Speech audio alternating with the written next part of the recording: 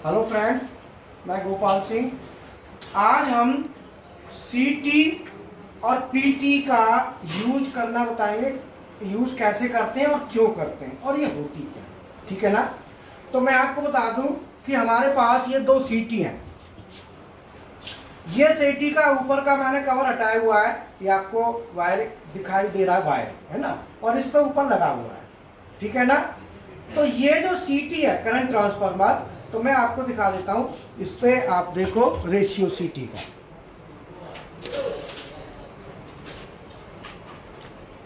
लिखा है, रेशियो लिखा है 30/5, देख रहे हो। और वो ना 50/5 वाली भी दिखा दो, एक सीटी इधर दे दो, वो वाली सीटी भी दे दो। ये देखो एक सीटी ये है, इसका रेशियो है 50/5, ठीक है। तो सीटी का हम क्यों यूज करते हैं और इसको हम, तो उससे पहले मैं आपको इसकी कोई थोड़ी सी थ्योरी बता देता हूं। एक्चुअल क्या है कि मान लो जैसे हमें किसी भी फीडर की करंट मेजर करनी है, तो करंट अगर मेजर करेंगे तो उसके लिए एम्पियर मीटर लगेगा। जब हम एम्पियर मीटर लगाएंगे डायरेक्ट, तो ज्यादा करंट अगर वायर के अंदर से जाएगी तो मीटर, जब हम करंट को मेजर करते हैं वो सीरीज में मेजर करते हैं। मान लो हमारे पास एक तार है, इस तार का करंट मेजर करना है, तो जो भी हम मीटर लगाएंगे एम्पियर मीटर, उस मीटर के अंदर से कॉइलिंग होकर ये तार आगे जाएगी, तो मीटर के अंदर जाएगी और मीटर से ही निकलेगी। एम्पियर मीटर क्या होगा, इसमें सीरीज में लगेगा। अब सीरीज में लगेगा तो मान लो आपकी 100 एम्पियर करंट है, तो मीटर से भी 100 निकलेगी। अब 100 एम्पियर करंट निकालने का मतलब है कि मीटर के अंदर 100 एम्पियर की वायरिंग मोटी तार लगेगी, तो मीटर में पॉसिबल नहीं है। तो अल्टीमेटली करंट को हमें मेजर तो 100 ही करना है, या हमें 50 लिखा कि हमारा 50 एम्पियर है और 50 एम्पियर का ही हमें मीटर लगाना है। लेकिन क्या है कि हम क्या करेंगे, एम्पियर को रिड्यूस कर देंगे। तो एम्पियर जो लाइन का एम्पियर है, इसको रिड्यूस करके हम क्या करेंगे, मीटर यहाँ डायरेक्ट न लगा के, और ये जो लाइन जा रही है यहाँ पे हम एक सीटी डाल देंगे, करंट ट्रांसफार्मर। सीटी क्या है, करंट ट्रांसफार्मर होता है, और इसको हम मीटर को दे देंगे, एम्पियर मीटर को। दो तार कनेक्ट कर दिए। अब ये हमारा S1 S2 सेकेंडरी के कनेक्शन हो गए। अब ये एम्पियर का जो डिफ्लेक्शन आएगा वो यहां से एक स्केल होता है, तो ये मान लो 10, 20, 30, 40 और ये 50, तो 50 एम्पियर। तो 0 से 50 एम्पियर का हमने यहाँ पे डिफ्लेक्शन ले लिया। अब मान लो 50 एम्पियर करंट चल रहा है, तो हमारी जो सुई है वो 50 बताएगी। तो ये जो सीटी हमारी यहाँ पर लगाएंगे, जो सीटी लगाई है, इसका सीटी आर इजुकल टू 50/5। 50/5 का मतलब है कि प्राइमरी में 50 जो है ना, ये प्राइमरी की करंट है, प्राइमरी करंट या एम्पियर बटे ये सेकेंडरी का है, सेकेंडरी एम्पियर, ये प्राइमरी एम्पियर बटे सेकेंडरी एम्पियर। अब प्राइमरी में अगर 50 चलेगा तो यहाँ पे 5 होगा, तो ये जो सीटी कहलाएगी ये 50/5। इसका मतलब हो गया कि ये जो सीटी आर, इस सीटी का जो हमने सीटी लगाई है, इसका अपना एक सीटीआर होता है, और जो मीटर लगता है उस पर भी सीटीआर लिखा रहता है। मान लो इस पे लिखा है 50/5 या बटे 5। यहाँ पे ये नहीं होगा कि 50-100, यहाँ बटे में आएगा, बटे 5। क्योंकि कितनी भी हो बटे में हमें जो सीटी लगेगी, सीटी के साथ सीटी रेशियो होगा, और मीटर का भी हमारा, अब वो स्केल है, स्केल के लिए हम मीटर जब लेंगे तो मीटर पे हमें ये देखना होगा कि हमें कितने का मीटर लेना है। तो 50/5 का है, तो ये स्केल भी हमारा 50/5 का होगा। डिजिटल में हम सेटिंग जो चाहे कर सकते हैं। अब क्या है कि अगर हमारी इस लाइन में करंट 50 एम्पियर जाएगी तो यहाँ पे कितनी आएगी, 5 एम्पियर आएगी। और सीटी का भी, जो सीटी हमने लगाई है, इसका भी CTR,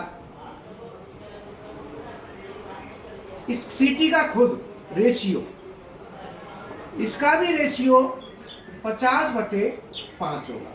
तो इसका भी 50/5 और मीटर का भी 50/5 होगा। अगर हमारा दोनों में अंतर आता है तो मल्टीप्लाइंग फैक्टर हम लगा देते हैं। अब देखो प्राइमरी में 50 एम्पियर है, लेकिन सेकेंडरी में कितना है, 5 है। तो इससे क्या फायदा होता है कि हम कितनी भी ज्यादा से ज्यादा करंट को इजीली सीटी लगा के रिड्यूस कर सकते हैं। सीटी लगा के क्या करते हैं, रिड्यूस। इसका फॉर्मूला है सीटी रेशियो। सीटी रेशियो का मतलब है प्राइमरी करंट बटे सेकेंडरी करंट। और इसका ट्रांसफार्मर जो होता है, ट्रांसफार्मर का रेशियो होता है V1/V2 = N1/N2 = I2/I2। अब इसका मतलब क्या है कि हमारा जो हम सीटी लगा रहे हैं, सीटी हम लगाते हैं एम्पियर को रिड्यूस करने के लिए, और पीटी हम लगाते हैं वोल्टेज को रिड्यूस करने के लिए। सीटी हमेशा सीरीज में लगती है, पीटी हमेशा पैरेलल में लगती है, ठीक है ना। तो अब मान लो मैंने ये 50/5 की सीटी लगाई, तो इसका सीधा सीधा है कि I1 = 50 और I2 = 5, है ना। इसका अगर मैं निकालूं तो 50/5, तो जो ट्रांसफार्मर रेशियो जो आता है, तो कांस्टेंट हमारा आएगा, वो आएगा हमारा N1 N2, तो 5 दाड़े 50। तो हमारा जो फॉर्मूला मैंने क्या होता है, V1/V2 = I2/I1 अगर हम कर ले, तो I2 और I1 का जो रेशियो है, ये हमारा कितना आएगा, 5 और 50। तो इसका मतलब सीधा सीधा है कि हमारी लाइन में अगर प्राइमरी, ये क्या है, प्राइमरी, इसको हम कहते हैं प्राइमरी, और जो सीटी डालते हैं इसे कह देते हैं सेकेंडरी, इसको हम कह देते हैं सेकेंडरी। तो ये लाइन, ये तो प्राइमरी हो गई। तो प्राइमरी का जो टर्न है वो हमारे कितने हुए, 1। Primary turn = 1। तो यहाँ पे सेकेंडरी टर्न कितने होंगे, सेकेंडरी में 50 है, तो प्राइमरी और सेकेंडरी का जो रेशियो है, प्राइमरी में अगर 1 टर्न है तो यहाँ पे हम रेशियो निकाल लेते हैं। तो ट्रांसफार्मर का जो रेशियो है प्राइमरी सेकेंडरी का, ये आ गया रेशियो हमारा, कितना आ गया, 1:10। 1:10 का रेशियो आ गया। इसका मतलब है कि अगर हमारे प्राइमरी में 1 टर्न है तो सेकेंडरी में 10 टर्न होंगे। सेकेंडरी में कितने होंगे, 10। तो अब ये देखो सीटी 50/5 की सीटी है, इसमें ये हमारी सेकेंडरी है, ये दोनों तार देख रहे हो, ये सेकेंडरी है। और ये प्राइमरी का मतलब है कि जो तार हमारी चलेगी वो प्राइमरी होगी। जैसे मान लो ये कोई वायर है जिसमें से जाएगी अंदर से, वो प्राइमरी है और ये सेकेंडरी है। तो क्या रेशियो क्या आ रहा है इसका, 1:10। 1:10 का मतलब है, ये देखो 10 होंगे, 1 2 3 4 5 6 7 8 9 और 10 टर्न है। तो ये सीधा सीधा है कि जो रेशियो है 1:10 है। अगर हमारा प्राइमरी सेकेंडरी का करंट 5 है तो प्राइमरी का कितना होगा, 5 दाड़े 50।